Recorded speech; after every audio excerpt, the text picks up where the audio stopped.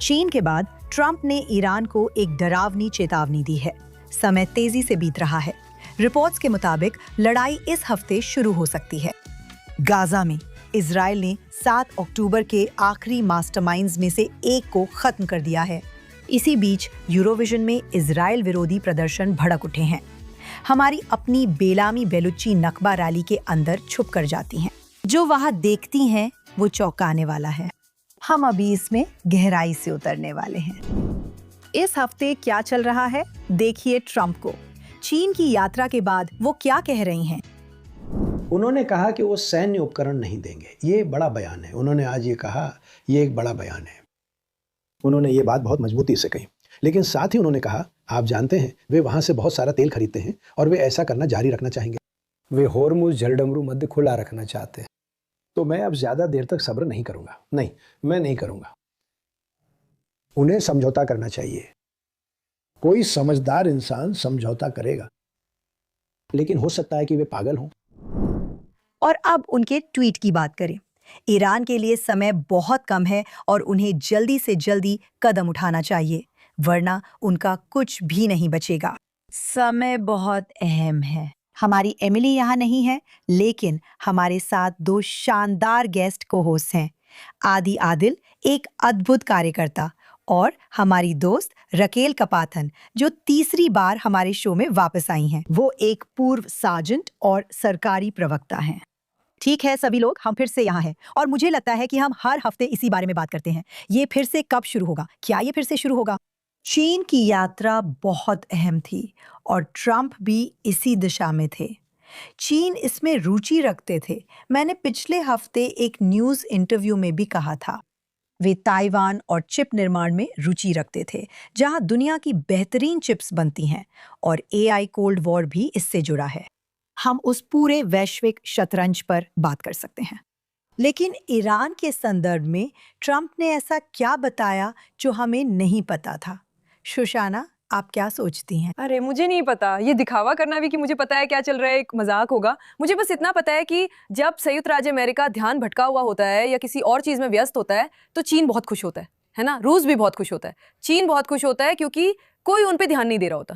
तो मेरे लिए ये सब इसी बारे में है कि कोई चाइना की तरफ क्यों नहीं देख रहा, कोई रूस की तरफ क्यों नहीं देख रहा, कोई अफ्रीका की तरफ क्यों नहीं देख रहा, कोई इजराइल मिडल ईस्ट के अलावा किसी और चीज की तरफ क्यों नहीं देख रहा। क्योंकि आप जानते हैं चीजें अंधेरे में होती हैं। मुझे इसके बारे में कुछ नहीं पता। चीन को होर्मुज जलडमरू मध्य खुला रहना चाहिए, क्योंकि वहीं से उसे अपनी ज्यादातर सस्ती ऊर्जा मिलती है। आपको लगता है इसमें क्या छिपा है जो हम नहीं देख रहे? जैसा कि शोशाना कह रही हैं, आमतौर पर लोग पीछे हटकर पूरी शतरंज की बिसात नहीं देखते। तो अगर आप पूरी शतरंज की बिसात देखें तो आपके प्यादे आगे होते हैं और फिर आपके राजा और रानी होते हैं। ये बड़े वैश्विक खिलाड़ी हैं जो प्रॉक्सी युद्धों पर ध्यान देते हैं। असल में ये अमेरिका बनाम चीन और अमेरिका बनाम रूस है। 100%। चाइन जब इसमें शामिल हो रहा है तो मैंने देखा कि वो अपने कदमों में काफी रणनीतिक है। हाँ, वे भी ईरान से तंग आ चुके हैं। जैसे ही वे जलडमरू मध्य बंद करते हैं, वे कहते हैं तुम क्या कर रहे हो, और वे अपने आप से सोच रहे हैं शायद यहाँ कोई संक कॉस्ट पॉलिसी है, जैसे क्या हमें इसे बनाए रखने में और समय बर्बाद करना चाहिए, या हम यहाँ तंग आ चुके हैं। इसलिए आप वहाँ साझेदारी उभरती देखते हैं जहाँ आमतौर पर नहीं होती, क्योंकि यहाँ एक साझा समस्या है। ये सिर्फ एक साझा समस्या नहीं है, मुझे लगता है कि यहाँ एक साझा एजेंडा भी है, क्योंकि चीन की कोई विचारधारा नहीं है। चीन का मकसद आर्थिक विस्तार है, यही उसका मकसद है। आखिरकार उसका मकसद पैसा है। उन्हें परवाह नहीं है। वे आकर ईरान की मदद करने नहीं आए। और मेरे लिए ये पहले से ही ट्रंप की जीत है कि कोई भी ईरान की मदद करने नहीं आया, ना रूस और ना ही चीन। तो यह बात कि वे युद्ध में शामिल नहीं हुए और अब वे किसी तरह से समझौता करने की कोशिश कर रहे हैं। और मैंने अभी कहीं पढ़ा कि ट्रंप अलास्का से चीन को तेल बेचने वाले हैं। जैसे बहुत कुछ चल रहा है, और मुझे लगता है कि शायद इससे सबसे अच्छी बात यह हुई कि चीन ने कहा हम ईरान को फिर से हथियार नहीं देंगे। बिल्कुल, मुझे लगता है वे भी वैसे ही हैं जैसे आपने कहा। हम यहाँ एक बहुत अजीब बड़े स्तर का 7D शतरंज का खेल देख रहे हैं। और सच कहूं तो अपने इंस्टाग्राम पेज पर मैंने अपने फॉलोअर्स से स्टोरीज के जरिए थोड़ी बातचीत की थी। मैंने उनसे पूछा चीन आखिर चाहता क्या है। हम यात्रा की बात कर रहे थे, फिर राजनीति पे आ गए। कई लोगों ने जो चीन गए हैं या चीनी कंपनियों के साथ काम करते हैं मुझे बताया कि चीन वही करता है जो उसके लिए अच्छा हो। वे ऐसा नहीं करते, जैसे आपने कहा उनके पास कोई विचारधारा नहीं है। शुरुआत में मैंने सोचा था कि आप जानते हैं कि वे ईरान के साथ जुड़े हुए हैं, वे रूस से जुड़े हैं क्योंकि वे अमेरिका के विरोधी हैं, लेकिन ट्रंप की चीन यात्रा से मामला इतना स्पष्ट नहीं रहा। और हम देख सकते हैं, जैसे आपने कहा, आप एक अजीब रुचियों का मेल देख सकते हैं। हाँ, अमेरिका चीन के बीच। मुझे ये बहुत अजीब लगता है। हम सच में अजीब दौर से गुजर रहे हैं। इसे देखना बहुत दिलचस्प है। सच में देखना दिलचस्प है। बस उम्मीद है कि फिर सिर पे रॉकेट ना गिरे। आखिरकार हमारे पास सबसे आगे की सीटें हैं। हमें निश्चित रूप से सबसे आगे की सीटें मिलती हैं, लेकिन आखिरकार जरूर कुछ ऐसा था जो वो अपने साथ ले गया। और मुझे लगता है कि ये है, ठीक है, हम ईरान को फिर से हथियार नहीं देंगे, हम इसमें शामिल नहीं होंगे, हम अनदेखा करेंगे। आप होर्मुज जल डमरू मद खुली रखते हैं, जारी रहेगा। मेरा मतलब है, मुझे नहीं लगता कि इसका कोई और अंत हो सकता है सिवाय शासन के गिरने के, लेकिन ये आसान नहीं है। ये लोग इतने सारे प्रांतों में इतनी गहराई से जमे हुए हैं। इन्होंने 47 सालों में इतना ज्यादा नुकसान किया है।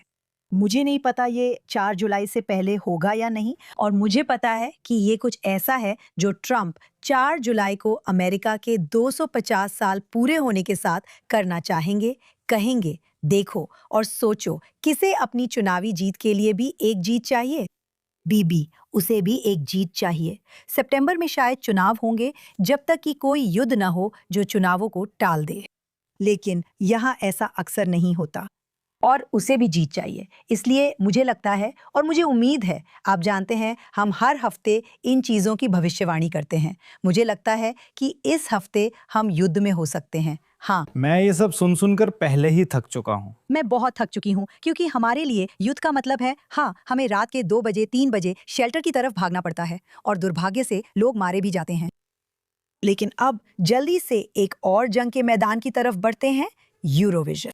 हे भगवान, सबसे पहले मेरा मतलब है, सच में क्या इजराइल के लिए इससे बेहतर कोई नतीजा हो सकता था? नहीं। बिल्कुल। बाएं या पीछे? उन्होंने हमें बैन करने की कोशिश की और 5 देश नहीं आए। 5 देश। वे कौन हैं? लेकिन सबसे अच्छे देश थे स्पेन, आयरलैंड, स्लोवेनिया और हॉलैंड। और हाँ, नीदरलैंड्स और शायद एक और देश। एक और था, कुल 5 थे। खैर, बात यह है कि वे सफल नहीं हुए। और ईबीयू क्या उन्हें यही कहते हैं? उन्होंने अपने फैसले पर कायम रहे। इसके लिए हमें उन्हें क्रेडिट देना चाहिए। उन्होंने कहा, नहीं, हम किसी का बहिष्कार नहीं करते। इजराइल ने हिस्सा लिया, उन्होंने बहिष्कार नहीं किया। उन्होंने टक्कर लेने की कोशिश की और इन देशों को खो दिया। अब ऊपर से उन्होंने नियम बदल दिए, क्योंकि उन्हें लगा इजराइल को पॉपुलर वोट से अनुचित फायदा मिल रहा था कि हमने सॉफ्ट पावर का इस्तेमाल किया। हाँ, इसे विज्ञापन कहते हैं। वे सब यही करते हैं। ये पागलपन है। ये बहुत ज्यादा। इजराइल की जीत की चाहत पागलपन है। यहूदी जीतना चाहते हैं। वाह, सभी में यूरोविजन। चीजें, यूरोविजन, सॉफ्ट पावर, वैसे भी। और फिर उन्होंने नियम बदल दिए। नए नियमों के तहत हम दूसरे स्थान पर आए, जो मेरे लिए पहले स्थान से बेहतर था, क्योंकि पहले स्थान पर आने से बातें बनती जैसे मैं अगले साल नहीं आऊंगी।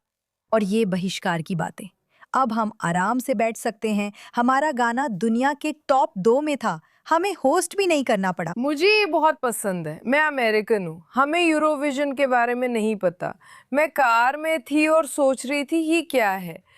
सबसे अजीब लोग, बस उन्हें स्टेज पर प्रॉप्स के साथ फेंक दो, और यही तो प्रतियोगिता होती है। पागलपन है, गाने भी खराब हैं। बहुत खराब। ये पागलपन है और सच में हो रहा है। मैं देख रही हूँ, और हमें भी देखना चाहिए, क्योंकि ये विवादित है। फिर मेरी बेटी बोली, तुम मेरे साथ देख रही हो, बाकी लोग बोले नहीं देख रही, और चले गए। आखिर में मैं अकेले देख रही हूँ, और मैं सोच रही हूँ, देख रही हूँ। ठीक है, मुझे सच में लगा था वो जीत जाएगी, क्योंकि बुल्गारिया वाला उसका गाना सबसे अच्छा था। मुझे बुल्गारिया बहुत पसंद आया। वो बिल्कुल पॉपी जैसा था, मुझे वो सच में बहुत पसंद आया। मैं सोच रही थी वो जीतने वाली है। पता चला उसने इजराइल की निंदा से इनकार किया, और सिर्फ इतना ही नहीं, उसने और भी किया। उसने ये भी सुनिश्चित किया कि इजरायली टीम को पता चले कि वो उनका समर्थन करती है। तो सबसे पहले मेरे लिए सच में ये सबसे अच्छा जवाब था, लेकिन जैसा कि मैं देखती हूँ नहीं, नोआम नंबर 2 पे जाती है। मैं सोचती हूँ नहीं नहीं नहीं नहीं, मैंने ट्वीट किया था कि हम जीत सकते हैं, लेकिन अब सबने मुझे छोड़ दिया है, तो अब मुझे अकेले करना है। मुझे भी बिल्कुल वैसा ही महसूस हुआ। मैंने कहा नहीं नहीं नहीं नहीं, और फिर आखिरकार उसने कहा ठीक है, और वो चली गई। हमें इसकी जरूरत नहीं थी, बिल्कुल भी नहीं, लेकिन ये सबसे अच्छा नतीजा था, ये रोमांचक था, मैं खुश थी। क्या तुमने इसे देखा? हाँ, मैंने देखा। मेरी बेटी और उसके दोस्त इसमें 1 घंटे तक रुचि रखते थे। ये बहुत है, मैं इतना नहीं देख पाया। गाने में सिर्फ गिनती में शामिल थी, सच कहूं। लेकिन 2 दिलचस्प बातें थीं।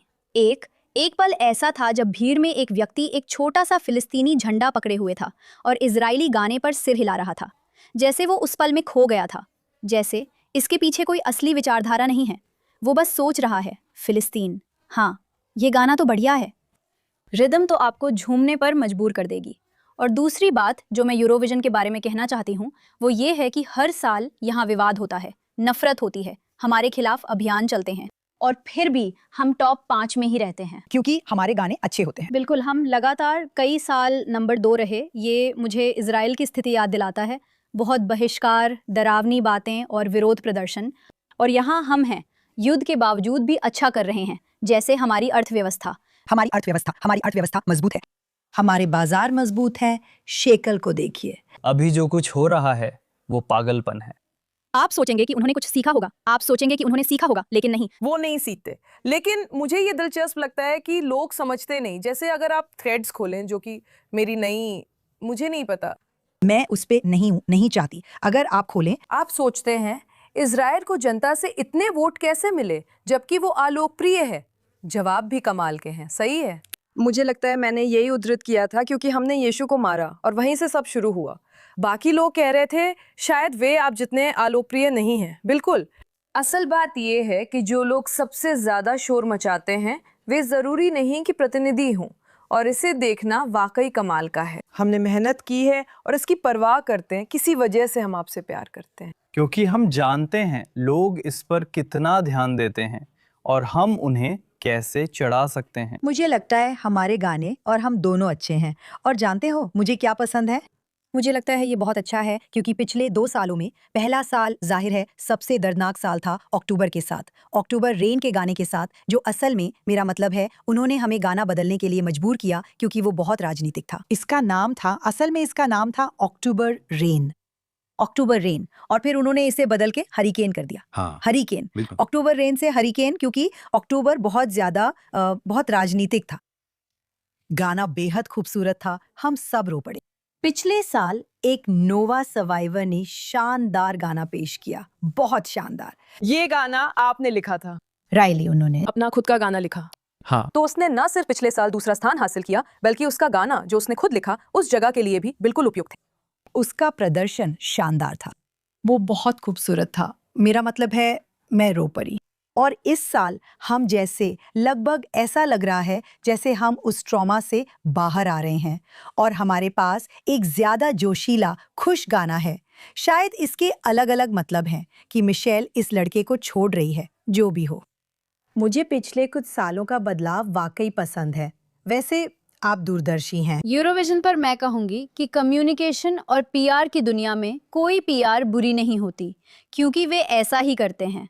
आपको क्या लगता है इसका असर क्या होता है? इससे इजरायली कलाकार पर सबका ध्यान जाता है और उसकी प्रतिभा भी सामने आती है। इजराइल की भागीदारी पर बीबीसी और स्काई न्यूज में कई खबरें आईं। और फिर वे आदमी से मिलते हैं और बीबीसी की पत्रकार उससे मुश्किल सवाल पूछती हैं। वो बस अच्छे इंसान हैं। मुझे पता है। मुझे लगता है ये सबसे मजबूत है। वो गाना चाहता है और साफ नजर आता है कि वो अच्छा इंसान है। वे पूछते हैं आप क्या सोचते हैं, या वो कहता है मैं इससे नहीं निपटता। खान करते हैं। मुझे लगता है इसका उल्टा असर होता है, क्योंकि ये बहुत अच्छा है, समझी, वे दुश्मनी महसूस नहीं करेंगे। हाँ, मुझे लगता है पिछले साल भी हमने कहा था कि हमें दर्शकों के टेलीवोट ज्यादा मिलते हैं, लेकिन जूरी को हम पसंद नहीं आते। पिछले साल हमने देखा था कि जूरी ने युवल को ज्यादा अंक नहीं दिए। इस साल सिर्फ टेलीवोट ही नहीं, बल्कि हमें सच में वोट मिले। जूरी ने सच में हमें अच्छे अंक दिए। मेरा ख्याल है हमने जूरी वोट में दुगने से भी ज्यादा अंकों के साथ खत्म किया। 6 जूरी वोट से दोगुने से भी ज्यादा। हाँ, और वैसे आप जानते हैं यही होना चाहिए था, क्योंकि जब आप सारी गाने सुनते हैं, सच कहूं तो हमारे पास वाकई इस साल सब गड़बड़ था, बहुत गर्मी थी। बहुत गर्मी थी। वो ब्रिज सुनने लायक नहीं था। तुम्हारे पास दुनिया के बेहतरीन म्यूजिक राइटर्स हैं ब्रिटेन, फिर भी ऐसा क्यों बनाते हो? मुझे उस लड़के के लिए बहुत बुरा लगा। हैरी ने सच में उसे छोड़ दिया था। वो अपने आप ही अकेला था, डेनमार्क ने उसे अपनाया। हाँ, बस वही था, क्या वो वीडियो देखा? वो बूथ में अकेला था। चाय कहाँ थी? वो लोग ऐसे चलो। ये बहुत खराब था। लेकिन ब्रिटेन, आप बीटल्स के देश हैं, फिर भी अच्छा यूरोविजन गाना नहीं बना सकते? ये गाना समझ नहीं आया। ये लायन किंग और टिन मैन जैसा था। मुझे नहीं पता, बस ये भयानक था। लेकिन ये दिखाता है कि आपने जो कहा वो सच है। अक्सर जो नफरत करते हैं वही सबसे ज्यादा शोर मचाते हैं। लेकिन ज्यादातर लोगों को फर्क नहीं पड़ता, वो बस गाने की प्रतियोगिता सुनना चाहते हैं। हमें भी ऐसा ही करना चाहिए। हम सिर्फ गाने की प्रतियोगिता पर ही ध्यान देना चाहते हैं, ड्रामा में नहीं। वो एक शानदार गायक और अच्छे युवा हैं, उन्हें गाने दो और उसी के आधार पर जज करो। मुझे लगता है तुम सही कह रहे हो। इस साल हम इसके करीब आ गए हैं, शायद लोग अब इससे थक गए हैं। मुझे लगता है लोग अब आगे बढ़ना चाहते हैं, थक चुके हैं। यहाँ तक कि जो लड़का फिलिस्तीनी झंडा लिए था वो भी कुछ ज्यादा ही बहक गया। मैं अपना हिस्सा निभाऊंगा। फोन पकड़ो। अब जब बात हो रही है शोर मचाने वाले लोगों की, तो हमारी अपनी बेलामी बेलुच्ची, जो बहुत जल्द इज़राइल वापस आ रही हैं, उन्होंने कुछ बहादुरी भरा किया। उन्होंने केफिए पहना और न्यूयॉर्क में नकबा परेड में भेष बदल कर गईं। इसे देखिए। 16 मई 2026 बेरिज, न्यूयॉर्क। मैं भेष बदल कर गई, पूरी तरह से ढकी हुई, ताकि मैं उस विरोध प्रदर्शन में शामिल हो सकूं जो नखबा की याद में आयोजित किया गया था। मैंने इससे ज्यादा डरावना कभी कुछ अनुभव नहीं किया। मुझे लोगों की भीड़ में खड़ा होना पड़ा जब वे इंतिफादा, आईडीएफ को मौत, जायनिस्ट्स की ऐसी तैसी जैसे नारे लगा रहे थे। आप जानते हैं, जायनिज्म नहीं है, और वहां यहूदी भी थे जिनके पास मगेन डेविड और कफिया था। ये कुछ ऐसा था जो शरीर से बाहर के अनुभव जैसा था, जिसे मैं अभी भी समझने की कोशिश कर रही हूँ। लेकिन इसका सबसे घिनौना हिस्सा ये है कि वे जो कर रहे हैं उसमें बहुत ताकतवर हैं, और वे वही हासिल कर रहे हैं जो उन्हें चाहिए। वहां एक किशोर लड़का था जिसके पास शायद हिजबुल्ला का झंडा था। मैंने एक बच्चे का इंटरव्यू लिया जो सच में लगभग हमास का ही था, अगर हम ईमानदारी से कहें, क्योंकि उसने सिर पर पट्टी बांधी हुई थी और उसने एक स्वेटर और स्वेटशर्ट पहनी थी जिस पर याहिया सिनवार का महिमा मंडन था। और उसे बिल्कुल पता था कि वो क्या कह रहा है, और उसे बिल्कुल पता था कि वो किस बारे में बात कर रहा है। एक जीत जो सिर्फ फिलिस्तीन की नहीं बल्कि पश्चिम की भी आज़ादी होगी। ये जिंदा रहने के लिए बेहद डरावना समय है, खासकर अगर आप न्यूयॉर्क में रहते हैं और यहूदी हैं, और बस ये सोचकर अनदेखा कर रहे हैं कि सब शांत हो जाएगा, या अगर मैं चुपचाप रहूं या कुछ भी करूं। मैं आपको अभी बता दूं, न्यूयॉर्क अब खत्म हो चुका है। सब कुछ खत्म हो चुका है। वाह, हे भगवान, ये काफी निराशावादी आकलन है। आदिल, आप हाल ही में दुनिया घूम रहे हैं, इस पर आपकी क्या राय है? मैंने देखा कि लैटिन अमेरिका की स्थिति, जहां मैं अधिकतर यात्रा कर रहा था, न्यूयॉर्क से अलग है। ये एक नफरत फैलाने वाला आंदोलन है। ये एक नफरत फैलाने वाला आंदोलन है जिसने खुद को पूरी दुनिया के सामने किसी मानवीय मकसद के रूप में बेचने में कामयाबी हासिल की है। जैसा कि उसने बताया, आप जानते हैं, इन रैलियों में जो हम देख रहे हैं वो शांति के लिए या एकता के लिए आवाज नहीं है। आप सोचते हैं कि ये शांति के लिए है, भले ही नहीं, हम उस दौर से बहुत आगे निकल चुके हैं। हाँ, ये हिजबुल्ला के झंडे हैं, ये हमास के झंडे हैं, और यहाँ तक कि ये पूरी कहानी आप जानते हैं नकबा परेड की। नकबा क्या है? वे असल में किस चीज को याद कर रहे हैं? जब हम बात करते हैं नकबा, अरबी में आपदा या विपत्ति को कहते हैं। हाँ। जिसे हम अपनी आपदा, हॉलोकॉस्ट मानते हैं। जब उसे याद करते हैं तो वहां शोक सभाएं होती हैं। ये आप जानते हैं, लोगों का एक साथ आना है, ये बात करना है कि हमें कभी भी मानवता को फिर से इस मुकाम तक नहीं पहुंचने देना चाहिए। इन रैलियों में जो वे चिल्ला रहे हैं वो ऐसा बिल्कुल नहीं है, यह बिल्कुल विपरीत है। ये यहूदियों के नरसंहार का आह्वान है। वे इसी को अपनी आपदा कहते हैं, असफल नरसंहार। यहूदियों का बिल्कुल यही बात है। जो लोग नहीं जानते उन्हें बता दूं कि वे इसलिए दुखी हैं क्योंकि वे हॉलोकॉस्ट के कुछ वर्षों बाद दूसरा यहूदी नरसंहार नहीं कर सके। यही उनका शोक है। हमने सभी यहूदियों को नहीं मारा, वे देश बनाने में सफल हुए। वे इस बारे में बहुत स्पष्ट हैं। मुझे नहीं समझ आता लोग इसके झांसे में कैसे आ जाते हैं, इसकी असलियत क्यों नहीं देख पाते। वे इसे बेचने में बहुत चालाक हैं और बेच भी रहे हैं। मैं कल एक जानकार व्यक्ति से मिली। उन्होंने कहा कि ये लोग ऐसे लोगों को आकर्षित करते हैं जिनमें अपनापन, समुदाय से जुड़ाव और आत्मसम्मान की कमी है। ये एक युवा पीढ़ी है जिसे नफरत करने के लिए कोई चाहिए। किसी को दोष देने के लिए बलि का बकरा बनाना।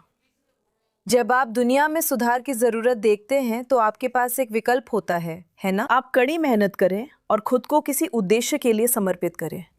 मैंने भी ऐसा किया है। मैं कौन हूँ? मैं दुनिया में क्या सुधार सकती हूँ?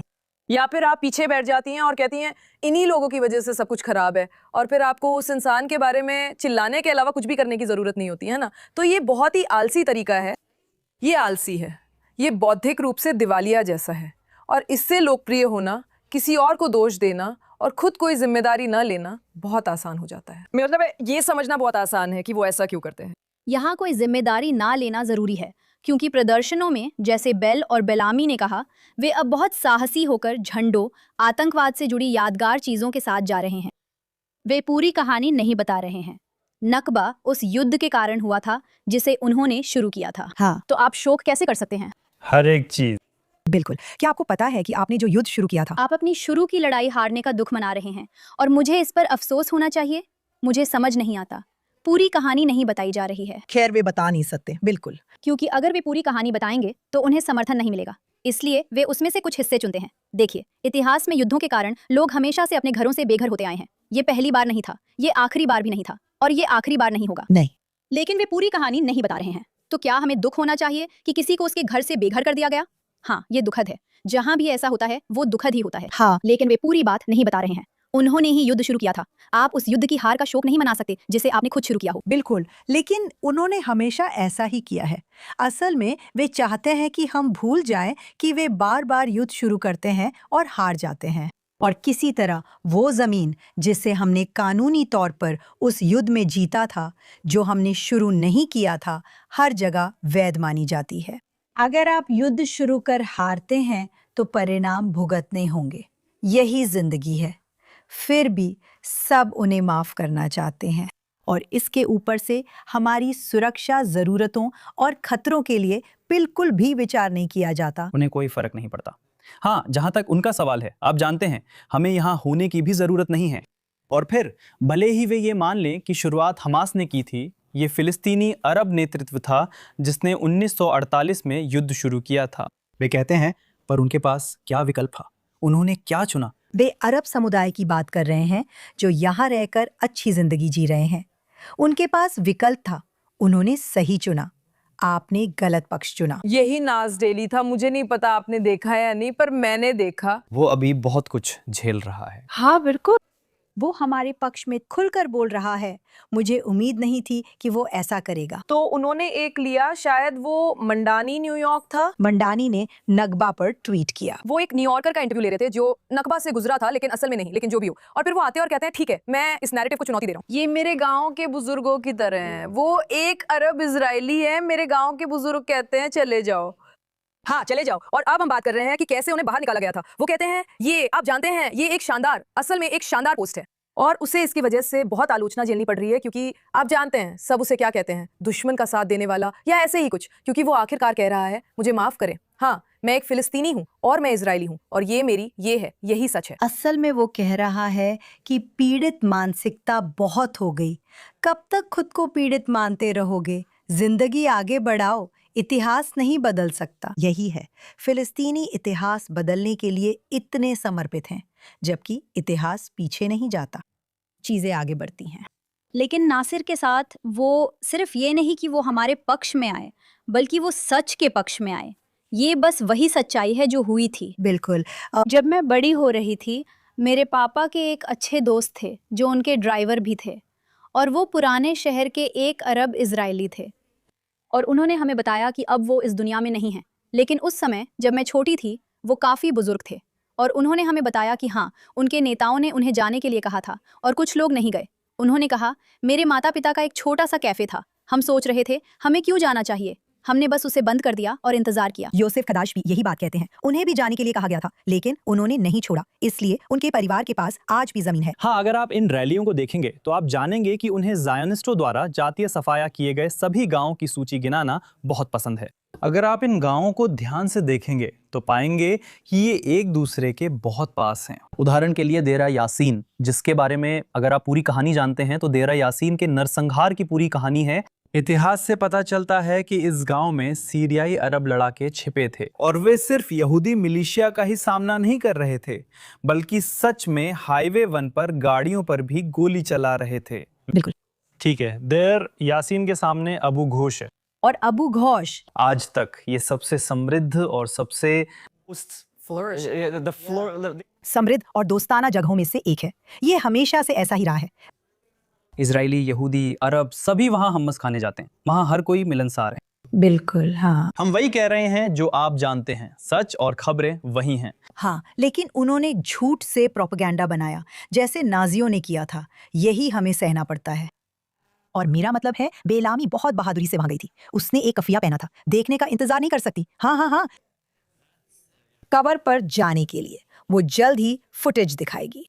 लेकिन इससे पहले कि हम अपने सबसे पसंदीदा सेगमेंट सकम बैग ऑफ द वीक पे जाएं, मैं बस जरा गाजा की तरफ रुख करना चाहती हूँ, क्योंकि शायद लोग आखिरकार ये समझ रहे हैं कि नहीं, हमास खुद से अपने हथियार नहीं डालेगा। क्रूएल सरप्राइज, वे हथियार नहीं डाल रहे क्योंकि वे कर ही नहीं सकते। आतंकवादियों को रोकना उनकी फितरत में नहीं है। जैसे बिच्छू अपनी आदत नहीं बदलता, वे बस कर नहीं सकते।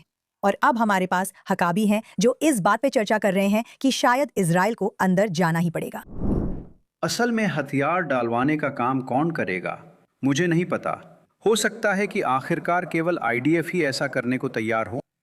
अगर ऐसा होता है तो एक चीज़ जिसकी मैं उम्मीद करता हूँ, प्रार्थना करता हूँ और जोर देता हूँ कि उसके साथ भी होनी चाहिए, वो है कि दुनिया इजराइल की निंदा नहीं कर सकती क्योंकि उसने हमास को गिराया, जो दुनिया खुद करने की हिम्मत नहीं कर सकी। तो अगर इजराइल ही एकमात्र ऐसा पक्ष बन जाता है जो वो करने को तैयार है, जिस पर सब सहमत हैं कि गाज़ा के भविष्य के लिए ज़रूरी है, तो मैं बस यही उम्मीद करूंगा कि दुनिया इजराइल की निंदा करने के बजाय उसका धन्यवाद करेगी। एरियल, तुम एक सैनिक थी क्या?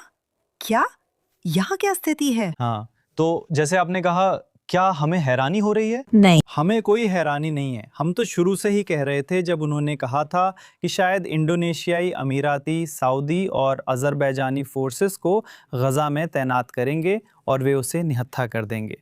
अरे ये सब छोड़ो, कौन है जो हमास से निपटना चाहता है? कोई उनसे नहीं निपटना चाहता। हमारे पास कोई विकल्प नहीं है। बिल्कुल सही। हम ही अकेले हैं जो न सिर्फ सक्षम हैं बल्कि ऐसा करने के लिए भी तैयार हैं। मुझे नहीं पता हम तैयार हैं या नहीं, ये बड़ी बात है। हमें ये करना ही होगा। बहुत बड़ा है, लेकिन हम समझते हैं कि हमें ये करना है।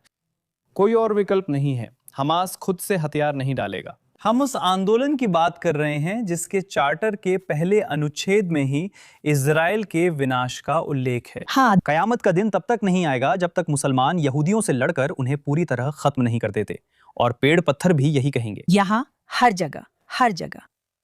आप पूर्व सार्जेंट और रिजर्व में हैं, आपकी क्या राय है? दिलचस्प है, मैंने वापसी के समय सेवा दी थी, वाह तो मेरे लिए ये जैसे सब फिर वहीं आ गया है। वाह, आप जैसा कह रहे हैं, क्या आईडीएफ के अलावा कोई हमास को संभाल सकता है? आखिर हम क्या कह रहे हैं? मुझे भी चिंता है, लेकिन अगर हम सच में आगे बढ़ते हैं तो हमने इसमें बहुत कुछ किया है। अब उनके पास पहले जैसे रॉकेट नहीं हैं, और साथ ही हम एक नए तरह की युद्ध विराम भी देख रहे हैं। हम ऐसा युद्ध विराम देख रहे हैं जो लोगों के लिए अच्छा है, मतलब हमारे पक्ष के नागरिकों के लिए, किसी भी पक्ष के, लेबनान हो या कोई और। इजराइल अभी भी लक्षित हमले कर रहा है। हाँ, हमने मार दिया नया। हाँ, उनमें से एक, हाँ, क्या था उसका नाम, मैं भूल गई। सैन्य प्रमुख, हाँ, पुराने गार्ड के आखिरी सदस्य, सिन्वा के भाई का स्थानापन्न। मूल रूप से, बिल्कुल। हम एक नए संघर्ष विराम देख रहे हैं जो आम तौर पर लागू रहता है और नागरिकों के लिए अच्छा है। लेकिन हम अब भी लक्षित हमले कर रहे हैं ताकि ये दोहराया ना जाए। आईडीएफ के अलावा कोई और ये नहीं कर सकता। लेकिन मुझे नहीं पता वो कैसा दिखेगा और कितनी जाने जाएंगी, यही मुझे परेशान करता है। बिल्कुल बिल्कुल सही, क्योंकि वे ज्यादा घिरे हुए हैं, जिसका मतलब है कि नागरिक भी ज्यादा घिरे हुए हैं। और ये एक समस्या है, क्योंकि जो वे हमारे बारे में कहते हैं उसके विपरीत हम नागरिकों को निशाना नहीं बनाते। हम नागरिकों को निशाना बनाने से बचने की पूरी कोशिश करते हैं। तो इसी बात पे, और हम पहले ही बहुत कुछ झेल चुके हैं। वाह, चीन, चाइन, गाजा, यूरोविजन, वो तो जैसे कोई और ही दुनिया है। ठीक है, अब हमारा पसंदीदा सेगमेंट, हफ्ते का सबसे घटिया इंसान। आदिल, आप पहले हफ्ते के सबसे घटिया इंसान बने, आपको कैसा लग रहा है? इसके लिए मैं बहुत उत्साहित हूँ। शो का मेरा पसंदीदा सेगमेंट है ये। तो मेरे हफ्ते के सबसे घटिया इंसान या इंसान हैं वे सभी इजराइल विरोधी यूरोविजन फैंस जो टिकटॉक पर हैं। हर साल वे आते हैं और वही षड्यंत्र के सिद्धांत शुरू कर देते हैं कि इजराइल ने वोटिंग में धांधली की। लेकिन उनकी एक बात मुझे सबसे ज्यादा पसंद है। पिछले साल बोले ऑस्ट्रिया ने बचाया, अब कहते हैं बुल्गारिया ने। मैं सोचता हूं आपको किससे बचाया? किससे? मैं एक उदाहरण लाया हूं ताकि आप उसे दिखा सकें।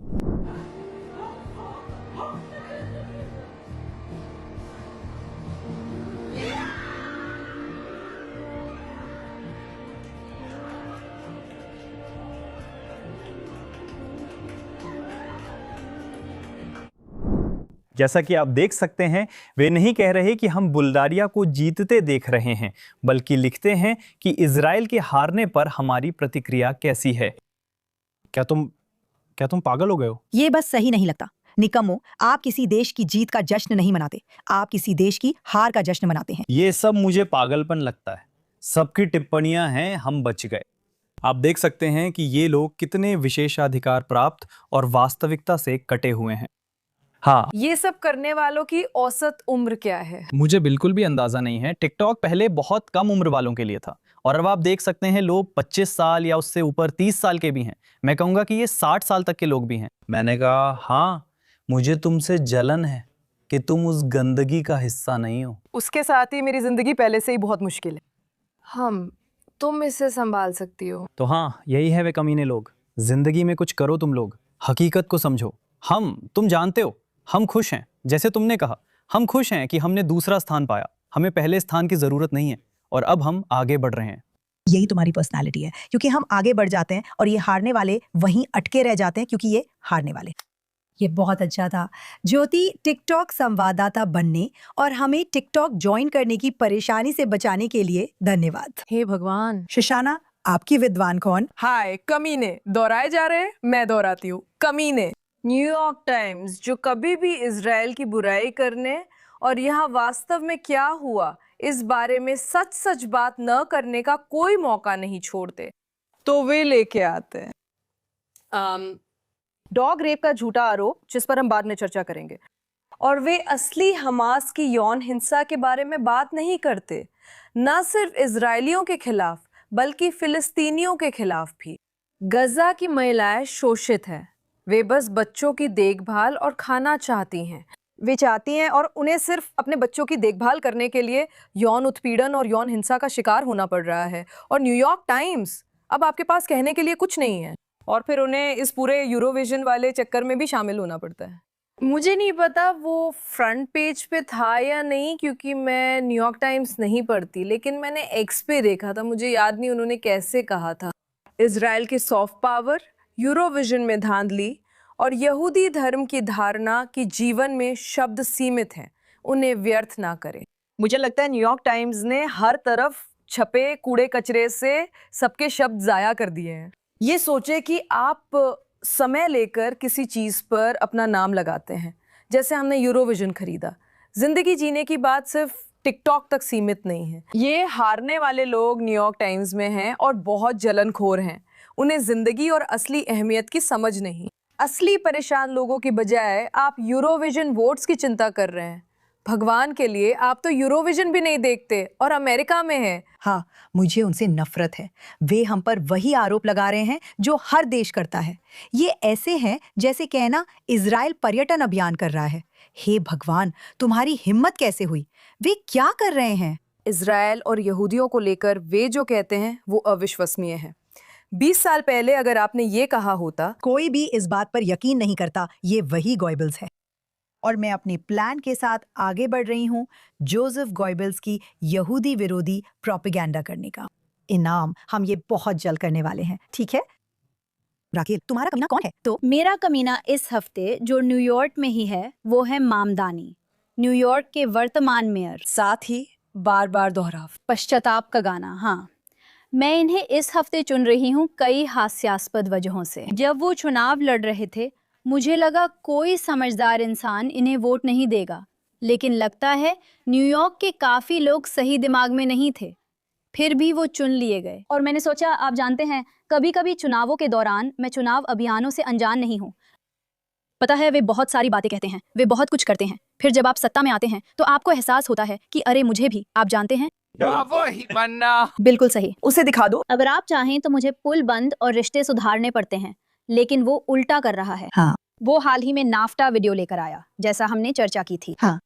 इसका न्यूयॉर्क से क्या लेना देना है? इसका आपसे क्या लेना देना है? वो फिलिस्तीनी मूल के नहीं है, तो फिर सबसे पहले इसका आपसे क्या लेना देना है? इसके अलावा हर एक वीडियो जो वो पोस्ट करता है वो ये सुनिश्चित करता है कि उसमें कोई ना कोई व्यक्ति केफिया पहने हो। वाह। समझ रहे हो? बिल्कुल। पहले बताएं आपको किस जगह का मेयर लगता है, और दूसरी बात ये और भी मजेदार है अगर इसे डार्क तरीके से देखें। मुझे सबसे ज्यादा परेशान ये कर रहा है कि उसने कहा प्रदर्शनकारी सिर्फ सिनेगॉग के बाहर 50 फीट दूर रहकर ही प्रदर्शन कर सकते हैं। तुम्हें पता है 50 फीट कितना होता है? ये तो ऐसा है जैसे यहाँ से स्टूडियो के दरवाजे के आखिर तक की दूरी, बस इतना ही। क्या तुम उन प्रदर्शनों की कल्पना कर सकती हो जिनका बेलेमी ने अभी जिक्र किया था, जहां वे यहूदियों के खिलाफ नरसंहार वाले नारे लगा रहे थे? हाँ। वे आतंकवादी स्मृति चिन्ह लेकर चल रहे हैं, और यही हद है एक पूजा स्थल के बाहर। जैसे अब तुम मेयर हो, तुम अब नहीं हो, तुम अब कोई एक्टिविस्ट नहीं हो, तुम अब रैपर या जो भी वो थे वो नहीं हो, अब तुम मेयर हो। एक नाकाम रैपर। तुम ऐसा नहीं कर सकते। ईस्ट न्यूयॉर्क में भीड़ है जिन्हें मैं प्रदर्शनकारी और उपद्रवी कहूंगी। ये चिल्लाती औरतें विलियम्सबर्ग के बहुत यहूदी इलाके से गुजर रही हैं, जैसे वहां सिर्फ यहूदी ही हैं। उन्होंने ब्रुकलिन के यहूदी स्कूल के बाहर प्रार्थना की। यही बात है, आप पूजा स्थल जैसे सिनेगॉग के बाहर 50 फीट तक रह सकते हैं, लेकिन स्कूलों या मोहल्लों के बाहर कोई नियम नहीं है, यानी वे बिल्कुल पास आ सकते हैं, यहाँ तक कि अंदर भी। हमने वीडियोस देखे, परिवार पोर्च पर थे, सही है ना? अपने घर में, हाँ बिल्कुल। उनके सामने। इसी वजह से मेरे लिए वो घटिया इंसान है, क्योंकि अब आप मेयर हैं। मुझे फर्क नहीं पड़ता कि आपकी विचारधारा क्या है, आप मेयर हैं। आपको सभी लोगों के लिए मेयर होना चाहिए, और ये बिल्कुल भी ठीक नहीं है। क्या आप सोच सकते हैं अगर किसी मस्जिद के बाहर 50 फीट की दूरी पर ऐसा होता, ये तो पूरी दुनिया में खबर बन जाती, ये हर जगह चर्चा का विषय होता। पूरी दुनिया में। बिल्कुल सही। तो मुझे लगता है कि लोगों को ये जानना चाहिए, सबसे पहले बहुत अच्छा किया। लेकिन दूसरी बात, मुझे लगता है कि पश्चिमी समाज में बहुत सारे लोग सच में समझना नहीं चाहते। हम इतने आदी हैं, आप जानते हैं अमेरिका एक मेल्टिंग पॉट है, मैं वहीं पली बड़ी हूँ, मुझे न्यूयॉर्क बहुत पसंद है। न्यूयॉर्क में आप सचमुच इतनी सारी अलग अलग भाषाएं और इतने अलग अलग पहनावे सुनते और देखते हैं, और हर कोई न्यूयॉर्क वासी है। वहाँ ऐसा ही था। अब आपको महसूस नहीं होता कि यहाँ आने वाले सभी नहीं, पर जो लोग विचारधारा के साथ आते हैं वे न्यूयॉर्क को अपनी ज़मीन बनाना चाहते हैं? माफ़ कीजिए, ये एक आक्रमण और भ्रांति है। यही हो रहा है, मगर पश्चिमी मानसिकता इसे नहीं समझ सकती। अब उन्हें जागना चाहिए, वे इसे समझ नहीं सकते। मेरा मतलब है, आपने देखा यूके में इस वीकेंड टॉमी रॉबिन्सन की रैली थी, जिसे कुछ लोग नफरत मार्च कह रहे थे, लेकिन वहां किसी पर हमला नहीं हुआ और हर रंग के लोग थे। ये मार्च देश के लिए डरे हुए लोगों के लिए था, लेकिन पश्चिमी मानसिकता इसे नस्लवाद मानती है। लेकिन यहूदियों के खिलाफ नरसंहार की मांग करना नस्लवाद नहीं माना जाता। आप इसे बना नहीं सकते। हम एक डिस्टोपिया में हैं। हाँ, मैंने भी एक वीडियो देखा, कुछ वीडियोस देखे जिसमें लोग यूरोप में ऐसा करने लगे हैं। वो एंटी जायोनिस्ट्स के पास जाते हैं। आप निश्चित रूप से कह सकते हैं कि वे एंटी जायोनिस्ट प्रदर्शनकारी हैं और ऐसी ही चीजें। वे उनसे पूछते हैं क्या आप मानते हैं कि फिलिस्तीन फिलिस्तीनियों के लिए है, और वे कहते हैं बिल्कुल फिलिस्तीन फिलिस्तीनियों के लिए है। फिर वे पूछते हैं तो फिर स्वीडन स्वीडिश लोगों के लिए क्यों नहीं हो सकता? फिर वो कहते हैं नहीं, वो नस्लवादी है। आप ऐसा नहीं कह सकते, ये तो श्वेत सर्वोच्चता जैसी बात है। मुझे ये बहुत पसंद है, मुझे ये बहुत पसंद है, क्योंकि सच में ये सब बस सतही है। उनकी सोच बस सतही है। तो खैर, हम यहाँ हैं 1930 के दशक का बर्लिन शायद, ठीक है। अब इस हफ्ते के घटिया इंसान की बात करें। शुक्रिया कि आपने मेरे हिस्से के घटिया इंसान को नहीं चुना। आप बहुत अच्छी थी, इसके लिए मैं आपको प्यार करती हूँ। क्या निकोलस क्रिस्टफ न्यूयॉर्क टाइम्स से हैं? अब निकोलस क्रिस्टफ कौन है? वो एक पत्रकार हैं जिन्होंने अफ्रीका में नरसंहारों की रिपोर्टिंग में अच्छा काम किया है। मुझे लगता है वो दारफुर नरसंहार था, इसके लिए उन्हें पुरस्कार भी मिला था। लेकिन वो हमेशा से ही इजराइल के प्रति बेहद बेहद अनुचित और आलोचनात्मक रहे हैं, जैसे कि कई न्यूयॉर्क टाइम्स के पत्रकार होते हैं। लेकिन इस बार तो हद ही हो गई है। पिछले हफ्ते, जैसा कि शोशाना कह रही थी, एक लेख आया उस रिपोर्ट के आने से ठीक पहले, जिसे उन्होंने इतनी मेहनत और इतनी कठिनाई से तैयार किया था। कोचव एल कयाम, उन्होंने 7 अक्टूबर को महिलाओं और पुरुषों के खिलाफ हुई सभी यौन हिंसा पर एक रिपोर्ट तैयार की थी। और जैसा आपने कहा, उन्होंने वो लेख न्यूयॉर्क टाइम्स को देने की पेशकश की थी। न्यूयॉर्क टाइम्स ने मना कर दिया। क्यों? वे असली सबूतों और कहानी से पहले झूठी कहानी और सबूतों के साथ आगे आना चाहते थे। निकोलस क्रिस्टफ ही वो शख्स थे। ये महत्वपूर्ण है, उन्होंने इसे खबर की तरह नहीं बताया, उन्होंने इसे राय लेख के रूप में लिखा। ये एक राय लेख था। उसमें क्या कहा गया था? इसमें कहा गया था कि और भी कई बातों के अलावा बिना किसी सबूत के सब कुछ सुनी सुनाई बातें थी, आप जानती हैं। कहा गया कि इजरायली सेना मेरे साथ बने रहिए कैदियों का बलात्कार करने के लिए कुत्तों को ट्रेनिंग देती है। ठीक है, अब मैं यहाँ कोई जीव विज्ञानी नहीं हूँ, ठीक है, और ना ही डॉक्टर हूँ। क्या कोई सोच सकता है कि कुत्ते को बलात्कार के लिए ट्रेन किया जा सकता है? मैं एक कुत्ते की मालकिन हूँ, मेरा मतलब है कोई। ये सबसे हास्यास्पद बात है, लेकिन जाहिर तौर पर यह जानवरों से जुड़े आरोपों की लंबी श्रृंखला का हिस्सा है। मुझे इसका थोड़ा सा पढ़कर सुनाने दें। इजरायली जासूस डॉल्फिन का दावा। वो मेरा पसंदीदा है। गजा 2015।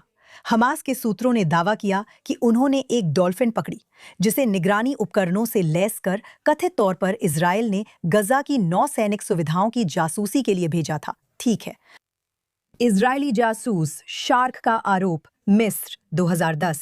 शर्म अल शेख के पास शार्क के हमलों के बाद, हाँ, वहां आसपास शार्क हैं। एक मिस्री अधिकारी ने कहा, मिसाइलें इजराइल ने दूर से नियंत्रित की होंगी ताकि मिस्र के पर्यटन को नुकसान हो। ठीक है, इन अजीब बातों को जारी रखें। इजराइल का जासूस गिद्ध 2011 में सऊदी अरब में सामने आया था। तेल अवीव विश्वविद्यालय के शोधकर्ताओं द्वारा टैग किया गया एक ग्रिफिन गिद्ध सऊदी अरब में ट्रैकिंग डिवाइस के साथ मिला। स्थानीय रिपोर्टों ने इसे इजरायली जासूसी उपकरण बताया, जबकि हो सकता है बागवानी विशेषज्ञ पक्षी की उड़ान दूरी देखना चाहते हों। लेकिन तार्किक समाधान क्यों सोचें? 2012 में सूडान से आया इजरायली जासूस बाज, इजरायली शोधकर्ताओं के उपकरण ले जा रहे टैग लगे बाज को हिरासत में लिया गया, जब सूडानी मीडिया ने जासूसी की आशंका जताई। अब जंगली सुअर के हमले। ये एक वन्य सुअर है। फिलिस्तीनी अधिकारियों ने कई बार इजराइल पर वेस्ट बैंक में जंगली सुअर छोड़कर फसलों को नुकसान पहुंचाने और निवासियों को डराने धमकाने का आरोप लगाया। समाचार अलर्ट। पूरे देश में जंगली सुअर हैं। मैंने अभी अभी अपने जूते के बाहर एक को गोली मारी है। वे बिल्कुल दिखाते हैं, लेकिन शेमेश के आसपास सच में बहुत सारे जंगली स्थान हैं। ये दावा विवादित बना हुआ है, इसे कभी भी प्रमाणित नहीं किया गया। क्या हैरानी की बात है। और फिर ये वाला तो हद कर देता है, क्योंकि अगर कोई चीज इससे ज्यादा कपटी है कि इजराइल जेल प्राधिकरण कैदियों का यौन शोषण कर रहा है, तो इससे ज्यादा सच्चाई से दूर कुछ भी नहीं हो सकता। इतना तक कि एक पागल वामपंथी पीएचडी छात्रा ने एक थीसिस लिखी जिसमें कहा गया कि इजरायली नस्लवादी हैं, क्योंकि हम बलात्कार नहीं करते। हम दुनिया की एकमात्र सेना हैं जो ऐसा नहीं करती। तो जब आप बलात्कार नहीं करते तो आप नस्लवादी हैं, और जब करते हैं तो साधारण नहीं बल्कि कुत्तों को भी इसके लिए प्रशिक्षित करते हैं। ये सबसे बेहुदा बात है। चलो जोसेफ गोइबल्स के यहूदी विरोधी प्रचार स्कूल में चलते हैं। वो कॉकरोच वाला, हाँ वही वाला। चलिए सोचते हैं कि ये कितना बुरा हो सकता है। और फिर इसे प्रमाणित किया गया, ठीक है, सबसे बुरे से Okay, the worst. From आतंकवादियों से। हाँ, इन्हीं पर हम इन रिपोर्ट्स के लिए भरोसा कर रहे हैं। और एक गैर लाभकारी संगठन है, मुझे नहीं पता, ईयू कुछ, और वही संगठन है जो सबूत भी नहीं दे रहा है। वे बस आतंकवादियों यानी हमास के कैदियों के सबूतों को दोहरा रही हैं। ये एक लेख लिखा गया जिसमें भयानक झूठ और ब्लड लाइबल जैसा झूठा आरोप है। इससे घिनौना कुछ नहीं हो सकता। निकोलस क्रिस्टफ, जिनके बारे में अब हमें पता चला है, उन्होंने पहले भी इसके बारे में बात की थी कि उनके पिता नाजी था। हाँ, उनके पिता वास्तव में युद्ध के दौरान जर्मन सेना में थे। वो एसएस में नहीं, लेकिन वेरमाख्ट में दूसरे विश्व युद्ध के दौरान थे और इतिहास के गलत पक्ष में थे। तो बेटा भी पिता जैसा ही निकला, और अब वो अपनी ही मानसिकता दूसरों पर मढ़ रहे हैं। और अब उन्होंने जोसेफ गोइबल्स की यहूदी विरोधी प्रचार वाली सोच अपना ली है और उसे न्यूयॉर्क टाइम्स में डाल दिया है। और न्यूयॉर्क टाइम्स ने भी इसका बचाव करने में अपनी पूरी ताकत लगा दी है। बिल्कुल सही। मुझे उनका जवाब पसंद है जिसमें खुशहाल अंत होता है कि इजराइल सरकार न्यूयॉर्क टाइम्स पर मुकदमा करेगी। मुझे उम्मीद है वे उनके किए गए सारे नुकसान के लिए मुकदमा करेंगे। मुझे उम्मीद है वे जीतेंगे। हमारे पास छुपाने को कुछ नहीं है। लोग सबूत मांगते हैं। फकाशा, जेलों में आओ। आप देखेंगे कि कैदी जेल में डिग्रियां ले रहे हैं और मजे कर रहे हैं, और तुम्हारे झूठ वैसे ही सामने आ जाएंगे। मुझे उम्मीद है कि हम तुम पर ऐसा मुकदमा करेंगे कि तुम्हारा प्रकाशन, जो अब नाजी प्रचार पत्र बन गया है, बंद हो जाएगा। राष्ट्रपति ट्रंप के बीबीसी पर मुकदमा करने से शायद असली रिपोर्टिंग का नया दौर शुरू हो।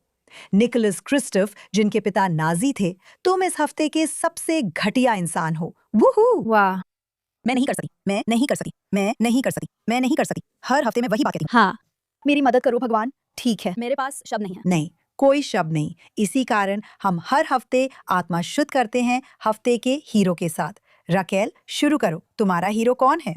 मेरे हफ्ते का हीरो मेरे दिल के करीब चीज से जुड़ा है। तो जब मैं सेना में थी, मैं एक लोन सोल्जर थी, क्योंकि मेरे माता पिता उस समय अमेरिका में थे और वे वापस नहीं आ सकते थे। मैं इंतजार करना या सेवा न करना चाहती थी, इसलिए वापस आ गई। और हर साल दुनिया भर से हजारों लोन सोल्जर्स देश की सेवा करने के लिए आते हैं। हाँ, तो मैं एक व्यक्ति को उजागर करना चाहती हूँ, जिनका नाम मेजर ली और शेलिग है, और वो कई मायनों में अद्भुत हैं। वो 4 बच्चों की माँ भी हैं। वाह, वो एक सामाजिक कार्यकर्ता थी, और अब वो जो कर रही हैं, वो आईडीएफ कर्मियों के लोन सोल्जर सेक्शन की कमांडर हैं। और वो उनके पास ये पहल है जिसमें वो देश भर में लोन सोल्जर्स के लिए और अधिक समर्थन देने जा रही हैं। देश के अलग अलग क्षेत्रों में अलग अलग लोन सोल्जर सेंटर्स हैं, और वो ये पहल कर रही हैं ताकि उन्हें और अधिक समर्थन मिल सके। साथ ही वित्तीय सहायता और समर्थन मिलता है ताकि वे यहाँ रहते हुए सहारा देने वाले परिवार मिल सकें। जेएनएस पर इनके बारे में एक लेख भी है, आप पढ़ सकते हैं। मैं सिर्फ उनका काम और उन लोन सोल्जर्स को उजागर करना चाहती थी जो हर साल उन देशों से यहाँ आकर अपने वतन की सेवा करते हैं जहाँ उनका जन्म हुआ। मुझे लगता है ये शानदार काम है। मैंने भी ऐसा किया है, और मैं उनका व उनके काम को उजागर करना चाहती थी। और साथ ही जो नज़रिया उन्होंने उस लेख में साझा किया है, वो ये है कि वो 4 बच्चों की माँ है। वो कल्पना भी नहीं कर सकती कि उन माताओं को कैसा लगता होगा जब उनके बहुत कम उम्र के जवान बच्चे यहाँ सेवा कर रहे होते हैं, और इसलिए वो उनके लिए वो सहारा और घर जैसा एहसास बनना चाहती हैं। मुझे ये पहल बहुत प्यारी लगी, और मैं सिर्फ उनका और लोन सोल्जर्स का जिक्र करना चाहती थी। ये कमाल है। लोग समझते नहीं, और आप बड़े होते हैं। आप इजराइल में नहीं पले बड़े, क्योंकि जब आप इजराइल में बड़े होते हैं तो आप जानते हैं, आप सेना में जाते हैं, यही आप करते हैं। मेरे बच्चे यहाँ बड़े होते हैं। लेकिन अपेक्षाकृत आराम की जिंदगी में युद्ध झेलने की नौबत के बिना पलना बढ़ना और फिर अपनी जान जोखिम में डालने के लिए दुनिया के दूसरे छोर पर जाने का फैसला करना दुनिया की सबसे प्रशंसनीय बात है। मैं एक सैनिक की माँ हूँ और पहले भी 2 सैनिकों की माँ रह चुकी हूँ। मुझे पता है जब वे घर आते हैं तो उनके कपड़े धोने होते हैं, आप उन्हें खाना खिलाते हैं और मेरी बेटी हर रविवार फ्रिज से खाना ले जाती है। कल्पना कीजिए कि घर ना जाना, वहाँ आपका परिवार ना होना जो आपको गरम शब्बात का खाना दे और आप अपने सारे सैनिक कपड़े धोने के लिए डाल सकें और फिर मेरी बेटी के लिए जो खाना मैं बनाती हूँ उसे लेकर जा सकें। उस समर्थन का ना होना, आप हमारे पास जो ये हीरो लाए हैं, ऐसे लोगों का काम बहुत अहम है। और साहस रखें कि अपने रास्ते पर अकेले डटे रहें। हाँ, हमने पिछले कुछ सालों में युद्ध में कई लोन सोल्जर्स को खो दिया है, आप जानते हैं। तो हाँ, हमारे पास हैं, वही मेरे लिए युद्ध के हीरो हैं। वाह, ये बहुत अच्छा है, ये बहुत सुंदर है। सुंदर सुंदर हीरो। शुशाना, आपका हीरो कौन है? मेरा हीरो कोच वो एल्खायम लेवी हैं और इस समय वो मेरी दोस्त भी हैं क्योंकि मुझे उन्हें जानने का सौभाग्य मिला है। वो एक इजरायली मानव अधिकार वकील है जो हम सब की तरह 7 अक्टूबर के बाद सोशल मीडिया देख रही थी और इन भयानक तस्वीरों को देख रही थी जो हमास द्वारा इजरायलियों पर यौन हिंसा, यौन हमले की थी। उन्होंने कहा मुझे ये सबूत इकट्ठा करने होंगे, मुझे ये सुनिश्चित करना है कि इसका दस्तावेजीकरण हो और इसे सही रूप में देखा जाए। उन्होंने हाल ही में 300 पन्नों की रिपोर्ट जारी की है जिसे मैं पढ़ नहीं सकती। नहीं, मैं इसे पढ़ नहीं सकती, मैं इसे पढ़ नहीं सकती, मैं आपको अभी बता रही हूँ, मैं इसे पढ़ नहीं सकती। और वैसे मैं उन लोगों में से एक थी शुरुआत में, मैं मानती हूँ, जिसने कहा था ये वीडियो मत दिखाओ, इन्हें दुनिया को मत दिखाओ। मुझे फर्क नहीं पड़ता कि दुनिया क्या जानती है या नहीं जानती, या क्या मानती है या नहीं मानती, मत दिखाओ उन्हें। ये बहुत ज्यादा है, ये इजरायलियों के लिए बहुत आघात पहुंचाने वाला है। अब मैं अच्छे से समझती हूँ, खासकर जब प्रोपेगेंडा युद्ध है, कि लोग क्यों कहते हैं हमें ये दिखाना होगा। लेकिन ये बहुत मुश्किल है, थोड़ा जानना भी भारी है। उसने सच में खुद को इसके लिए कुर्बान किया है। बिल्कुल, हाँ, इसमें कोई शक नहीं है। आपकी मानसिक सेहत कैसी है इसमें कोई शक नहीं। पहले उन्होंने किनोसाइड नामक नया शब्द बनाया, जैसे जेनोसाइड। इस पर बात करना सच में मुश्किल है, मैं जानती हूँ, जो कि खैर ये है, इस बारे में बात करना सच में बहुत मुश्किल है, मैं जानती हूँ। जो कि परिवार और रिश्तेदारों की हत्या है। जैसे कि रिश्तेदार मतलब आपका परिवार, और एक दूसरे को जबरदस्ती देखने के लिए मजबूर करना, देखने के लिए। और हाँ, वो ये रिपोर्ट इसलिए बनाती हैं ताकि साबित कर सके कि ये केवल युद्ध के दौरान हुई कोई घटना नहीं, बल्कि युद्ध का हिस्सा था। ये हमास द्वारा इजरायलियों और यहूदियों पर हमला था, जिसमें उन्होंने सीमा पार कर हमें ख़त्म करने, हर संभव तरीके से यातना देने और अमानवीय बनाने की कोशिश की। सिर्फ शारीरिक रूप से नहीं, बल्कि मानसिक रूप से भी। और वो ये रिपोर्ट तैयार कर रही हैं ताकि ये इतिहास में दर्ज हो जाए, ताकि लोग इसे नकार ना सकें, ताकि ये एक दस्तावेजी हकीकत बन जाए। इससे न्यूयॉर्क टाइम्स और भी घटिया लगती है कि उन्होंने इसे छापा नहीं। हाँ। ये आदमी सबसे बेवकूफ, मूर्खतापूर्ण और मानसिक रूप से बीमार स्रोतों के साथ भी ओपैड पा लेता है। हाँ, स्रोत हाँ, कोगम, इसे दस्तावेजित करने में सालों लग जाते हैं, क्योंकि जब तक तस्वीरें या वीडियो ना हो, दुनिया मानती ही नहीं कि ये हुआ। इसमें बहुत समय लगता है। जो लोग कहते थे सभी महिलाओं पर विश्वास करो, और वाइनस्टीन की कहानी उजागर करने वालों के पास अब कहने को कुछ नहीं है। कुछ भी नहीं। कुछ कहने को नहीं। कोज़ैक मेरी हीरो है क्योंकि उसने ये किया, और उसे उस दुनिया का भी सामना करना पड़ता है जो इसे नकारती है। हाँ, हमने उन्हें विमेन ऑफ आयरन अवार्ड नवंबर में दिया था, शायद वो दिसंबर था, और तब भी वो इसकी हकदार थी। अब तो और भी ज्यादा जो उन्होंने किया है। केव, आप हमारी हीरो हैं, दुनिया को जानना चाहिए कि क्या हुआ था। और मैं दिल की गहराइयों से आपका धन्यवाद करती हूँ कि आपने ये सुनिश्चित किया कि इन लोगों की कहानियां कभी भी भुलाई ना जाए। आमीन, वो मजबूत महिला है। हाँ, वो मीडिया में इन कहानियों पर बोल रही हैं। जैसा आपने कहा, उन्होंने अपने आप को दांव पे लगा दिया और विमेन ऑफ आयरन अवार्ड की हकदार थी जो आपने दिया, शुशाना। और वो एक अद्भुत हीरो है। आदिल, तुम्हारा हीरो कौन है? मुझे पता है कि हम तुम्हारे यूरोविजन के बारे में सुन सुनकर थक गए हैं, लेकिन मैं वादा करता हूं बस अब और नहीं, इसके बाद हम खत्म कर देंगे। और मैं खुद भी तुम्हारे यूरोविजन में इतना दिलचस्पी नहीं रखता, बस ये इतनी बड़ी बात बन गई थी इसलिए। हाँ। तो मैं भी उसमें शामिल हो गया। लेकिन इस हफ्ते का मेरा हीरो, उसका नाम एवो हर्जल है। वो एक ऑस्ट्रियाई गैर यहूदी जायोनिस्ट कार्यकर्ता हैं जिन्होंने वियना भर में हुई सभी फिलिस्तीन समर्थक और इजराइल विरोधी रैलियों के बीच एक इजराइल समर्थक रैली का आयोजन किया। उन्होंने सभी वर्गों के लोगों को एकत्र किया। रैलियों में इजरायली, ऑस्ट्रियाई और आज़ाद ईरान के झंडे नजर आए और वहाँ एक लेबनानी झंडा भी था, जिसे देखकर मैं सोच रहा हूँ, मैं उनसे पूछना चाहता हूँ कि उसके पीछे कौन था। अभी हाल ही में लेबनान से दिलचस्प आवाज़ें आ रही हैं, लेकिन इस आदमी ने वाकई कमाल कर दिया। सिर्फ यूरोविजन की वजह से नहीं, बल्कि उससे पहले भी इजराइल के लिए बहुत सक्रिय और मुखर रहे हैं।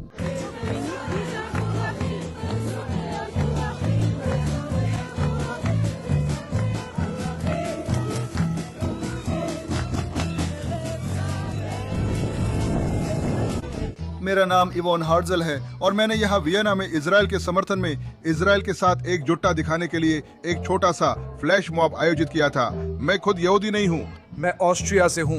हमने यहूदी, गैर यहूदी और दुनिया भर के लोगों को एक साथ लाकर इजराइल के साथ एकजुटता दिखाई। एक संदेश भेजें कि यूरोविजन हमेशा समावेशिता के लिए है और हम बहिष्कार से इसे बर्बाद नहीं होने देंगे। मैं उनकी जीवनी पढ़कर सुनाना चाहता हूँ। ये कहाँ है? ये क्या है? उनका उनसे कुछ रिश्ता है। हाँ, दिलचस्प है क्योंकि मुझे यकीन नहीं कि ये यहूदी नाम है। हर्जिल। क्या सच में ऐसा है? क्या ये कुछ जर्मनिक जैसा नहीं लगता? पता नहीं। उसकी बायो में लिखा है ऑस्ट्रियाई जायोनिस्ट, दक्षिणपंथी पुतिन समर्थक, दोस्तों को ठुकराना, वामपंथी इस्लामवादी दोस्तों को ठुकराना। हम लोग दूसरों को देखने के इतने आदी हो गए हैं, खासकर उन लोगों को जिन्होंने सच में अपना दिमाग खो दिया है। आखिरकार कोई मिला जिसका दिमाग सही है। ये कमाल है। हमने कभी बुरा नहीं बोला। दिल से धन्यवाद। आप कमाल के हैं, ऐसे ही रहिए। संपर्क में रहें। मैं वियना आना चाहता हूँ। शाबाश, शायद उन्हें यहाँ बुलाना चाहिए। हाँ, सच में। हाँ। और जाने कि क्या हर्जिल उनके खोए दादा थे या दादा, कौन जाने। मैं जानना चाहूंगा। आप कभी नहीं जान सकते। ये बहुत दिलचस्प और शानदार है। जानकर अच्छा लगा कि वहाँ अच्छे लोग हैं। हाँ। और जितना हम सोचते हैं उससे कहीं ज्यादा हैं। बस शोर तो नफरत करने वाले ही मचाते हैं। हाँ, ठीक है। और इसी से बड़ी अच्छी तरह मेरे हीरो की बात पर आते हैं। मैं ये अपने और एमिली श्रेडर के लिए कर रही हूँ क्योंकि वो यहाँ नहीं है, लेकिन वे एमिली के भी हीरो थे। और बिल महेर पर मैं पहले भी बात कर चुकी हूँ। हे भगवान, ये आदमी और कितना साफ बोल सकता है, ये देखिए। और आखिरकार नया नियम यह है कि चूंकि कल इजराइल का जन्मदिन था, जो 14 मई को 78 साल पहले एक देश बना था, हर किसी को या तो उसे जन्मदिन की शुभकामनाएं देनी होंगी या मानना होगा कि वे यहूदी विरोधी हैं। अब एक आजाद देश में यहूदी विरोधी होना हर किसी का अधिकार है, लेकिन इजराइल, जायोनिज्म या नेतन्याहू के पीछे छुपना बंद करो। अगर आप सोचते हैं, जैसा कि अब बहुत से लोग सोचते हैं, कि मानवाधिकारों के मामले में इजराइल अब तक का सबसे राक्षसी देश है, या तो आप पढ़ते नहीं या अपनी पाखंडिता की परवाह नहीं करते, क्योंकि इससे भी बुरी जगह है। लेकिन फिलहाल हम वही हैं, ना यहूदी ना खबर। लोग कहते हैं वामपंथ और दक्षिणपंथ आजकल किसी बात पर सहमत नहीं होते। खैर, एक बात है जिस पर वे दोनों सहमत हैं। दक्षिणपंथी टैकर कार्लसन अपने पॉडकास्ट पर निक फुएंटेस और हॉलोकॉस्ट इनकारकों को बुलाते हैं और द्वितीय विश्व युद्ध में असली बुरा कौन था, इस पर चर्चा करते हैं। न्यूयॉर्क टाइम्स अपने पॉडकास्ट पर सुपर वामपंथी हसन पिकर को बुलाता है, जिन्हें वे प्रगतिशील कहते हैं और जो जायोनिस्ट्स पर बोलते हैं के साथ वही व्यवहार किया जाना चाहिए जैसा नाजियों के साथ किया गया था, जिसका मतलब मैं मानता हूं कि उन्हें नर्नबर्ग में फांसी दी जानी चाहिए। क्या यही प्रगतिशीलता है? मुझे लगता है हां। और डेमोक्रेट्स, आप लोग कहां हैं? अगर किसी और अल्पसंख्यक के लिए ऐसा कहा जाता तो आप लोग कैंटे का कपड़ा ओढ़कर 10 चैरिटी कॉन्सर्ट कर लेते। आप देखते हैं कि आपके कई टिकटॉक से बहकाए गए समर्थक अब इजराइल पर नकारात्मक राय रखते हैं और आप उन्हें सही करने के बजाय उनकी बातों से सहमत हो रहे हैं। आप अपने मूर्खों को नहीं बताते कि इजराइल उपनिवेशवादी या रंगभेदी राज्य नहीं है, ना ही नरसंहार कर रहा है। अगर वे इजराइल के अलावा मध्य पूर्व में एक हफ्ता रहें तो उन्हें समझ आ जाएगा कि उदारवाद क्या नहीं है। मैं उन सभी से कहना चाहता हूं जो पूछते हैं कि मैं पहले की तुलना में डेमोक्रेट्स पर ज्यादा सख्त क्यों हूं। जब तक आप इसे ठीक नहीं करते, मुझसे ये सवाल मत पूछिए। मेरा मतलब है हाँ, कितनी नैतिक स्पष्टता है। नैतिक स्पष्टता। डेमोक्रेट्स उनकी पार्टी हैं और वे उनके खिलाफ जा रहे हैं, जैसा हर सभ्य डेमोक्रेट को करना चाहिए, क्योंकि वे यहूदी विरोधी भावना पर कुछ नहीं कर रहे हैं जो अब पूरी तरह बेकाबू है, और वे सही हैं, वही जो आप और एवो ने कहा। दोनों एक बात पर सहमत है। इसे हॉर्सशू थ्योरी कहते हैं। तो बिल माहिर, मैं अपनी बात आपसे बेहतर नहीं कह सकती। जो आपने कहा वही सही है। आप हमारे हीरो हैं। हमें आपकी जैसी आवाज चाहिए। हम आपकी सराहना करते हैं। मैं आपको आधिकारिक रूप से इजराइल आमंत्रित कर रही हूं, क्योंकि आप वहां के शानदार स्पा में 1 हफ्ता बिताने के हकदार हैं। लेकिन वो सच में इस बात को उजागर करता है, जिससे वो सच में बिल्कुल सही बात पकड़ लेता है। जैसे बिल्कुल। आप उन्हें सुधारने के बजाय उनकी हरकतों को बढ़ावा दे रहे हैं, और मुझे लगता है कि आजकल माता पिता के साथ भी यही देखती हूँ, बिल्कुल वही चीज़। जैसे ठीक है बेटा, बस इतना ही, तुम्हें लगता है कि ये बहुत अच्छा और शानदार है और ऐसी बातें, लेकिन नहीं नहीं नहीं, आपके बच्चे, आपके मतदाता, वे लोग जो आपसे सीख रहे हैं, उन्हें सीमाएं चाहिए, उन्हें सच्चाई चाहिए, उन्हें सही और गलत में फर्क समझना चाहिए। डेमोक्रेट्स मानते हैं कि सबकी अपनी सच्चाई है, इसी कारण वे एक आपदा है। क्योंकि अब यही चीज उन्हें चुनाव जिताती है। लेकिन शोशाना सही कह रही है। आजकल नेतृत्व जिस तरह से है, उसमें कुछ बहुत ही भ्रष्ट है। असली नेतृत्व तो है ही नहीं। नेतृत्व ये नहीं है कि चलो एक सर्वे कर लेते हैं, देखते हैं सब लोग क्या सोचते हैं, और फिर मैं वही बात बोल दूंगी। नेतृत्व ये है कि यही होना चाहिए। जब आप एक नेता होती हैं, तो आप अपनी सोच, अपनी विचारधारा, अपनी दिशा आगे लाती हैं। आप सर्वे नहीं देखती, और यही नेतृत्व की कमी है। हाँ, यही समस्या है, 100%। फिर आप ट्रंप के पास जाती हैं। वे स्पष्ट हैं कि क्या करना है, इसलिए लोग उनसे जुड़ते और उन्हें पसंद करते हैं। वे असली नेता हैं। डेमोक्रेटिक पक्ष में मुझे कोई ऐसा नहीं दिखता। ये कहते हुए अच्छा नहीं लगता। मुझे कोई भी असली नेता नहीं दिखता। सब बस सर्वे कर रहे हैं और देख रहे हैं कि सब लोग क्या सोचते हैं। मेरा मतलब वो नहीं है। यूके में भी ऐसा ही है। असली नेतृत्व नहीं है। खैर, हम एक और हफ्ता पूरा करते हैं और अपने सैनिकों के लिए प्रार्थना करते हैं। हम अपने घायल सैनिकों के जल्दी ठीक होने की प्रार्थना करते हैं। हम क्षेत्र में सबकी सुरक्षा की प्रार्थना करते हैं। हम ईरान के जहरीले इस्लामवादी शासन के बिना एक नए दिन की प्रार्थना करते हैं, ताकि ईरान के लोग आज़ाद हो सकें। अगले हफ्ते मिलेंगे। धन्यवाद।